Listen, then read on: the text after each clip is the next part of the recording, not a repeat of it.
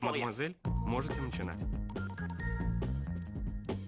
За мадмуазель спасибо, но мадам. Итак, друзья, я рада всех приветствовать на моем канале Свет Вышивки. Как ее зовут? Что? Как ее зовут? Кого? Ладно, ничего. Как тебя зовут? Меня зовут Светлана. На календаре 18 марта 2023 года. Для тех, кто наблюдает за развитием на конве моей многоцветной вышивки, я представлю двухнедельный отчет в первой части видео. Затем, друзья, вновь состоится заседание нашего клуба. И тема сегодняшняя звучит так: таинственный перст судьбы. Во многих религиях мира ангелы-хранители занимают особое место. Считается, что они сопровождают нас в течение всей жизни, оставаясь незримыми. Мы редко задумываемся о том, кто стоит за нашим правым плечом. Какая их основная задача, насколько чинно и на какие именно разделяются ангелы, а также какой имеют образ и многое другое, мы, друзья, и узнаем во второй части видео. А сейчас нас ждет вышивка. Я вышиваю картину, ее первый урок великого итальянского художника Евгенио Эдуардо Дзампиги. Схему для вышивки разработала компания Golden Kite. Вышиваю я крестиками, ниточками ДМС 2 сложения на конве Аиде 18 аккаунта фирмы Zweigart. И вот так, друзья, моя работа должна будет выглядеть в итоге. А сейчас я хочу напомнить, как выглядела вышивка на начало отчетного периода. А теперь представлю вам немного истории появления картины на конве. Ну вот, друзья, сегодня вторник, 10 часов вечера. Я закончила вышивать выделенный участок. И нас ждет перемотка канвы. Все, я у самой границы. Сейчас уберу ручку. Ксюша просила показать мое рабочее место. Друзья, ну у меня как такового рабочего места нет. Все мобильно, под рукой. Здесь планшеточки с нитками. Здесь мусорничка, иголочки. Все на магнитиках. Нитевдеватель. Здесь такая образовывается полочка из закрученной канвы, где и ножнички, и ручка. Все, и непосредственно канва, процесс передо мной на станке. Все, друзья, на станке. И все, друзья, ну, буду перематывать канву. Встретимся позже. Да, друзья, чуть не забыла показать вам, как выглядит картина на сегодняшний день до перемотки. Сейчас же я перемотаю, и часть картины уйдет с поля зрения. Это будет, конечно, камин и кувшинчик. Подружки наши останутся с нами еще. Я не буду все перематывать. Я перемотаю небольшую часть, чтобы удобно было работать левой рукой под станком. И все. Вот так выглядит, друзья, моя работа. Вот она, Мэгги, Лукреция. Ну, конечно, просматривается разметка канвы. Ну, понятно, что все это уйдет после стирки. Ой. Вот они, девочки наши.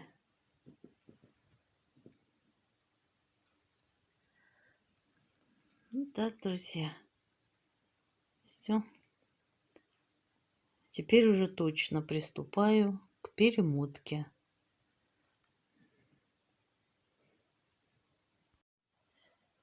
Ну вот, друзья, все тот же вторник, 11 часов вечера на часах. Все перемотала, разлинеяла новый участок для вышивки и даже уже вышила один крестик. Вот так. Ну вот, друзья, перемотала канву. Вот такой участок будет вышиваться. Следующий. Это вот он. Готово к работе. Так что сегодня у нас еще вторник, 23:06. Еще будем приступать к работе. Затем возможности снимать не стало, поэтому сразу перейдем к тому, друзья, как выглядит моя работа сегодня. И да, друзья, именно поэтому и не вышло видео на прошлой неделе. Надеялась, что в воскресенье успею, но не случилось. Сейчас меньше стало времени на хобби. Вышивать, конечно, вышиваю, вот на исторические заседания не успеваю, друзья. Выпускать только вышивальную часть, думаю, не совсем интересно будет вам ввиду одного только вышиваемого процесса. Мне, знаете, это напоминает один эпизод из фильма. Вот выходит мое видео с одной работой. А вот выходит видео с большим количеством процессов. И вот так, друзья, приблизительно и получается.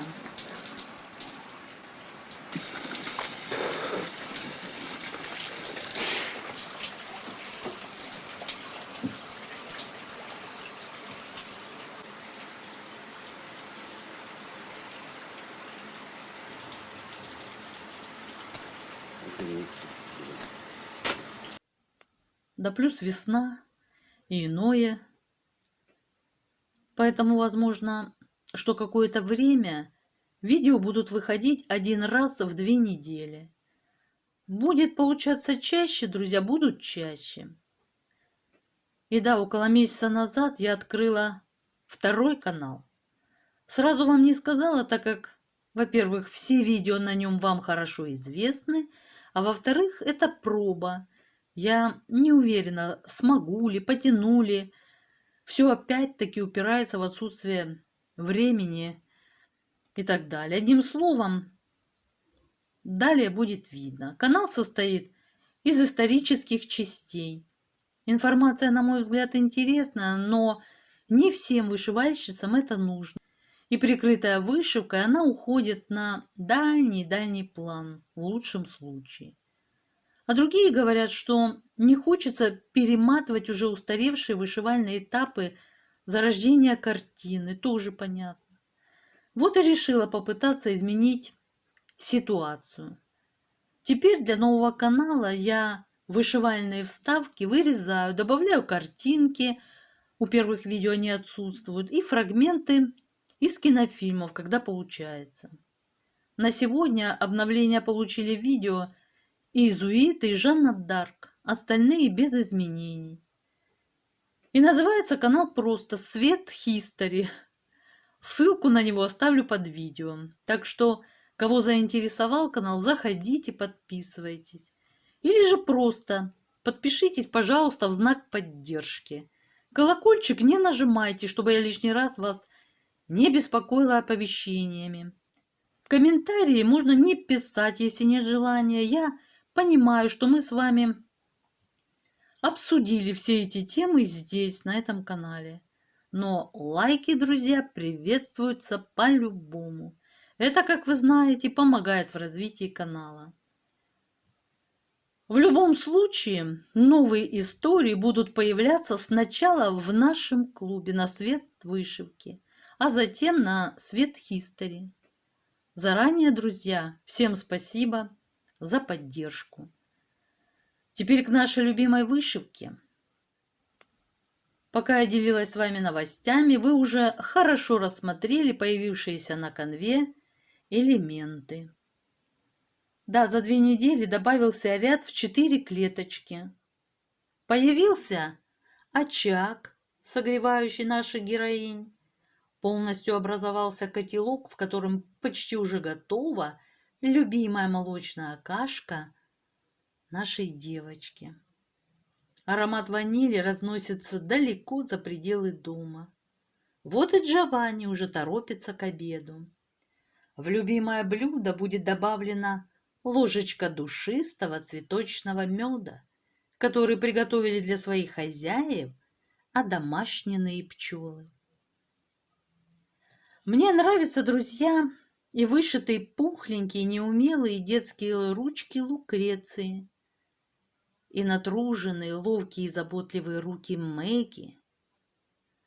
Очень рада была появлению этих деталей картины, так как, знаете, тоскливо было все время вышивать кофточку Лукреции. Вот обратите внимание, это неуемная клеточка, ну что-то с чем-то. Легче было бы, наверное, ее сшить, если бы я умела. Но в итоге мне результат нравится. Вот они наши голубушки. Сейчас и приближу.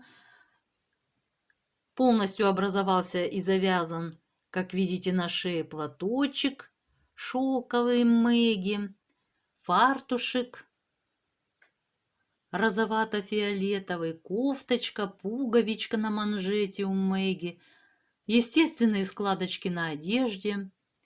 Все мне очень нравится. Вот рука на кофточке Лукреция от руки Мэгги, как естественно хорошо легла. Да, хорошо проработано. Ну, может, как всегда, хочется чего-то более лучшего, но меня вполне, друзья, устраивает. И, как я сказала, результат мне нравится. Идем вышивать дальше. Теперь по традиции для любителей математики осталось озвучить результат в цифрах.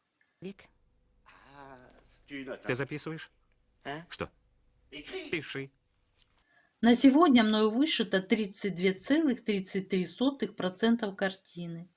В крестиках это составляет 68 418. За прошедшие 2 недели мне удалось вышить 12 440 крестиков. И до конца работы осталось еще 143 182 крестика всего лишь, да? Ты что об этом думаешь?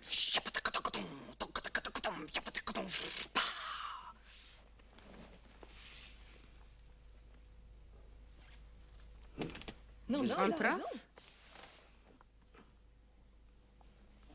Неплохо. Очень даже неплохо.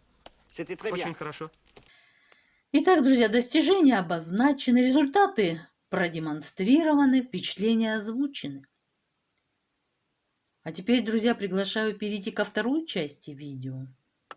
Так что настраиваемся на нужный лад и отправляемся в путешествие. Во многих религиях мира ангелы-хранители занимают особое место. Считается, что они сопровождают нас в течение всей жизни, оставаясь незримыми. Они – глашатаи божественных откровений, защитники и помощники в добрых делах. И все же, несмотря на это постоянное присутствие, мы редко задумываемся о том, кто стоит за нашим правым плечом.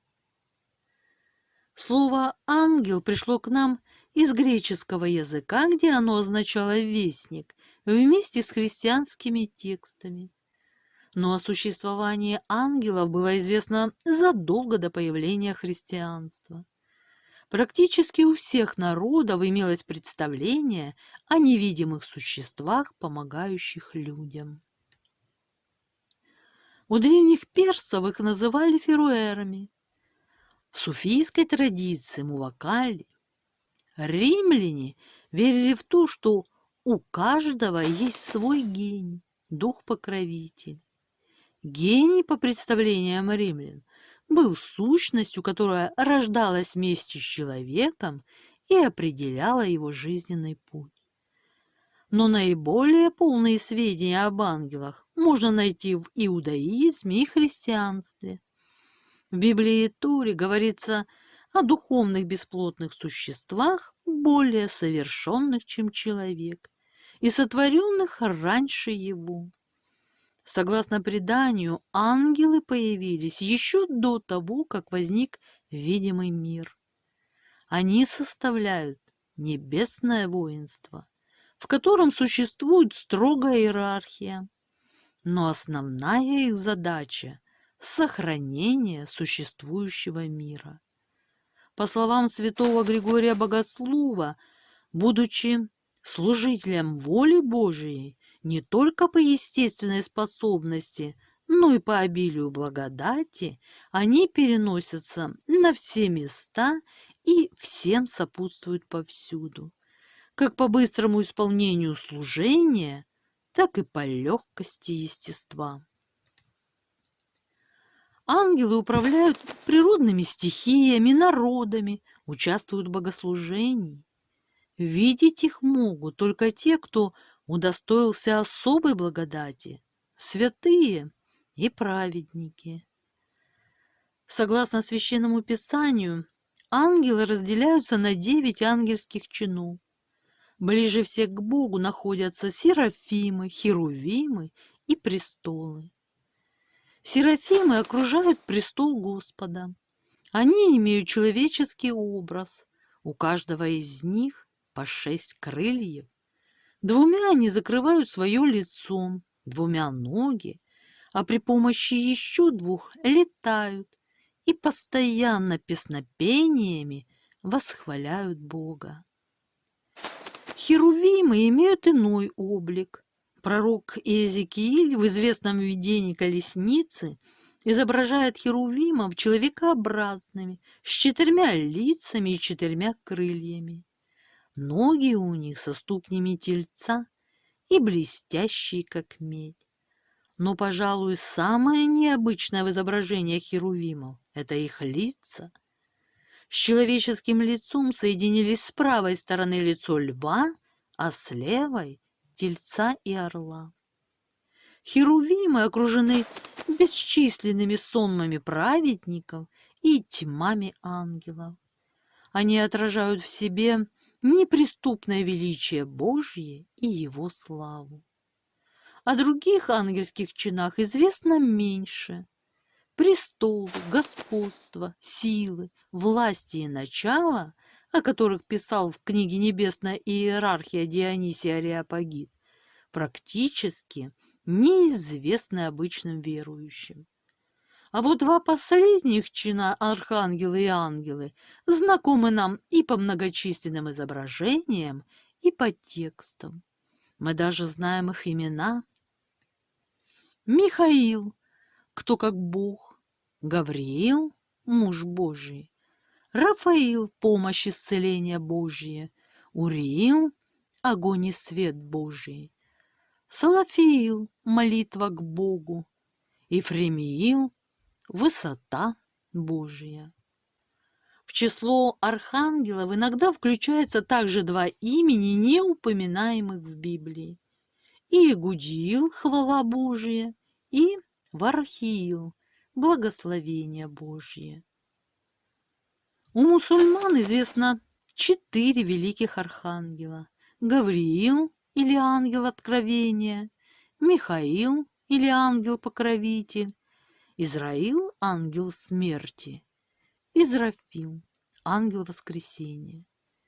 Есть у них еще ангел молитвы Сандальфон. Им подчинены сотни тысяч ангелов, которые выступают в роли беспристрастных свидетелей человеческой жизни. Согласно Корану, около каждого человека при жизни находятся 2 ангела, которые день за днем записывают его добрые и злые дела и помыслы. Несмотря на то, что Ангелы бесплотны, существует огромное количество их портретов, запечатленных иконописцами или мирскими художниками. Интересно, что эти изображения с течением времени довольно сильно менялись. В первые столетия, с момента появления христианства, ангелы изображались обычными людьми. Например, на фреске Благовещения II века архангел Гавриил написан в украшенной тунике с арарем. Его лицо и фигура не имеют никаких отличительных черт. Сияние и крылья, которые мы сегодня считаем непременной принадлежностью ангелов, появились на иконах и фресках лишь с IV века. Позднее в Византии возникла целая система символов, которая позволяла указать иерархическое положение изображенного ангела. Впрочем, не стоит забывать, что иконописцы стремились придать идеальный образ существам, точнее, сущностям, которые в обычных условиях невидимы. Поэтому детали одеяния ангелов, крылья и сияние скорее символ, указание на их особую роль, чем отражение реального положения вещей. Появление ангела в зримом облике обычно связано с какими-то важными событиями. В Библии описано явление ангела ветхозаветным патриархам и праведникам: Аврааму, Иакову, Моисею, Иисусу, Навину, Давиду, Лоту. Однако и в наше время зафиксировано немало случаев, когда ангелы-хранители являлись своим подопечным и помогали им. Примеров такой помощи так много, что для их изложения понадобилась бы отдельная книга. Как правило, человек в этот момент слышит голос, предупреждающий об опасности. Если предупреждение услышано, то гибели можно избежать. Нажать на тормоз машины за миг до столкновения или, не осознавая своих действий, выйти из дома накануне его разрушения. Нередко близкие вспоминают потом, что в тот момент, когда едва не случилось несчастье, они внезапно подумали о грозящей беде и обратились с молитвой к Богу. Впрочем, ангелы-хранители в гораздо большей степени заботятся о наших душах, чем о телах. Ведь иногда серьезная болезнь или увечье может стать толчком к пониманию истинной ценности жизни. Недаром практически все православные святые прошли через испытания немощью и болью. Ангелы-хранители способны на многое. Они могут подать нужный совет в сложной ситуации, утешить в минуту отчаяния, поддержать мужество человека в момент испытаний. Но для того, чтобы все это произошло, необходимо поддерживать контакт со своим ангелом-хранителем, прислушиваться к его голосу. Среди неканонических рассказов об ангелах существует огромное количество примет и поверий, касающихся общения с ними. Считается, например, что ангелы-хранители бывают двух видов – земные и небесные. Земным ангелом-хранителем человека может стать кто-то из умерших родственников или друзей. В некоторых местностях считают, что эта обязанность возлагается на бабушек. После смерти они опекают своих близких. Изредка забота о человеке возлагается на того, кто при жизни был ему недругом. Так он может искупить свой грех. А вот небесных ангелов-хранителей по народным представлениям имеют лишь избранные люди, которым предстоит важная жизненная миссия. Они обладают большими возможностями, чем души умерших, и чаще общаются с человеком, направляя его на путь истины. В православии считается, что человеку покровительствует не только ангел-хранитель, который дается христианину при крещении, но и святой, в честь которого был крещен новообращенный. Не случайно наряду с днем рождения до недавнего времени праздновали именины, которые называли также День ангела. И в официальной религии, и в народных верованиях ангелы представляются существами, способными видеть или слышать мысли веренных им людей.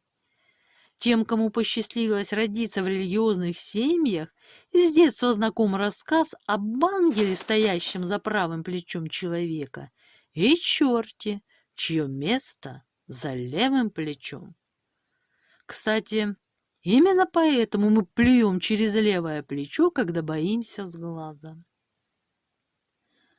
Если человек стремится к добру, совершает добрые поступки, его ангел смеется от радости. Если же наоборот, плачет. В некоторых случаях ангел может на некоторое время оставить человека. Чаще всего это происходит, когда тот не прислушивается к его советам, живет не по совести. Но бывают и исключения из этого правила. Во многих деревнях считается, что ангел-хранитель не может охранять покой спящего, если на окне его комнаты лежат острые предметы – ножи, булавки, иголки. Существует также поверье, что ангел оставляет человека за несколько дней до его дня рождения и возвращается лишь через неделю после этого праздника.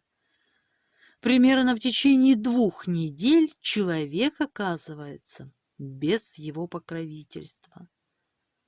Однако даже в самых тяжелых случаях ангел-хранитель не отрекается от своего подопечного и возвращается к нему. И если человек раскаивается в своих поступках и просит ангела о помощи. Интересно, что в преданиях об ангелах-хранителях говорится, что у некоторых людей не один ангел, а несколько. Считается, что у большинства людей 3 ангела-хранителя. Больше всего, до 9 ангелов-хранителей, у тех людей, которые выполняют особую миссию. При этом ни богатство, ни социальный статус человека не имеют решающего значения.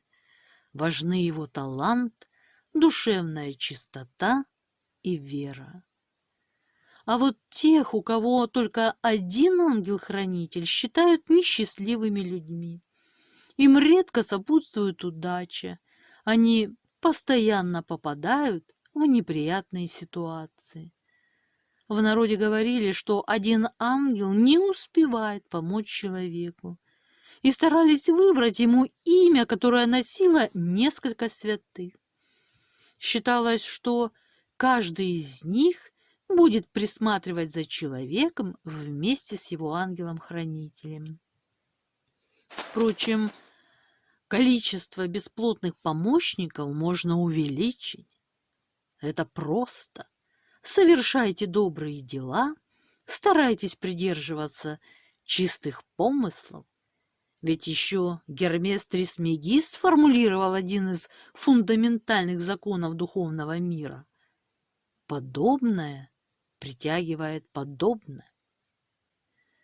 Последователи Агни-йоги считают, что ангел-хранитель может сопровождать человека не только в этой земной жизни. Он сопровождает воплотившуюся душу еще до рождения. В процессе выбора душой своего места рождения и родителей он не участвует. Но когда специальное подразделение ангелов составляет для души жизненную программу, события, которые помогут ей научиться необходимым качествам, ангел-хранитель находится рядом. Если какие-то события будущего воплощения покажутся ему слишком жесткими или не вполне заслуженными, он может вмешаться в обсуждение судьбы человека и попытаться дать ему еще один шанс на принятие правильного выбора. После появления человека на свет ангел-хранитель старается всеми силами помочь ему, чтобы он успешно справился с программой своего обучения в этой жизни. Ведь кармы человека и его ангела-хранителя тесно связаны. И, будучи высокодуховным существом, ангел стремится наилучшим образом выполнить свою работу. В момент смерти человека ангел-хранитель временно передает его душу в руки ангела смерти, который освобождает ее от ненужных теперь энергетических оболочек. Согласно учению Агни-йоги, кроме ангела-хранителя, каждого человека сопровождает в жизни множество других духов. Некоторые из них враждебны. Их задача – направить человека на путь зла. Другие находятся рядом просто из симпатии к конкретному человеку. Их привлекает в нем сходство мыслей и чувств. Иначе говоря, каков изнутри человек, таких помощников он и привлекает. Если его мысли не поднимаются выше удовлетворения основных инстинктов, его бесплотная свита будет точно такой же. Низшие духи и бесы. Ангелы чутко откликаются на молитвы человека. Их стремление помочь ограничено только 3 условиями. Прежде всего, ангелы-хранители не могут отменить наказание за грехи прошлых жизней. Они также не могут причинять вред кому бы то ни было. Поэтому бесполезно просить ангелов покарать ваших врагов, даже если они насильники или убийцы. Наконец, если вам кажется, что ангел-хранитель не торопится исполнить вашу просьбу, значит, время для исполнения вашего желания еще не пришло. Или вы просите совсем не того, что вам действительно необходимо. Ведь ангелы рассматривают вашу жизнь с точки зрения духовного совершенствования, а люди чаще всего беспокоятся о материальных благах, либо о несущественных с точки зрения души вопросах. Когда ангелы хотят наградить человека, они дают ему не деньги и не власть, а любовь, надежду и веру. Их дары духовны, как и сами наши защитники. Мир в душе, сильные и светлые чувства. Именно таковы составляющие нашего счастья. Существует множество поверий относительно того, как же нужно общаться со своим ангелом-хранителем. В православии имеются специальные молитвы, обращенные к нему. Вот одна из них. «Ангеле Божий, хранителю мой святый, на соблюдение мне от Бога с небесе данный, прилежно молю Тя, Ты мя днесь просвети и от всякого зла сохрани, ко благому деянию настави и на путь спасения направи. Аминь». А вот еще одно обращение. «Ангел мой, возьми меня под свою святую опеку, не умеющего научай, страдающего утешай, от опасности спасай, в делах помогай, да будет добрая воля Твоя во веки веков. Аминь». В народе приняты более краткие формулы. Например, умывшись утром, можно произнести: «Ангел мой, пойдем со мной на весь день деньской. Буду жить с верой и тебе служить».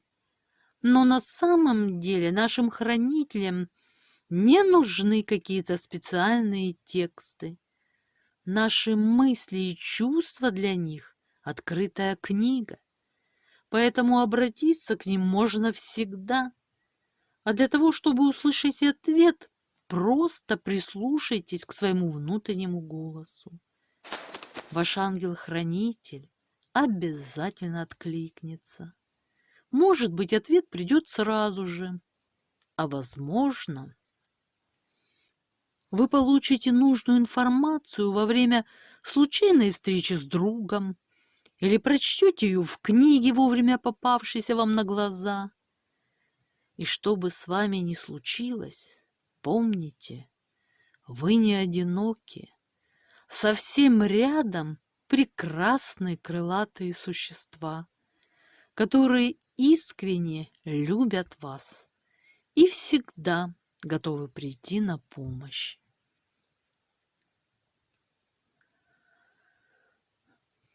Ну так, друзья, пишите комментарии, мне очень интересно ваше мнение. Ставьте лайки, подписывайтесь. Я желаю всем мира, здоровья и всяческого благополучия. Спасибо за просмотр. А на сегодня все. Пока-пока.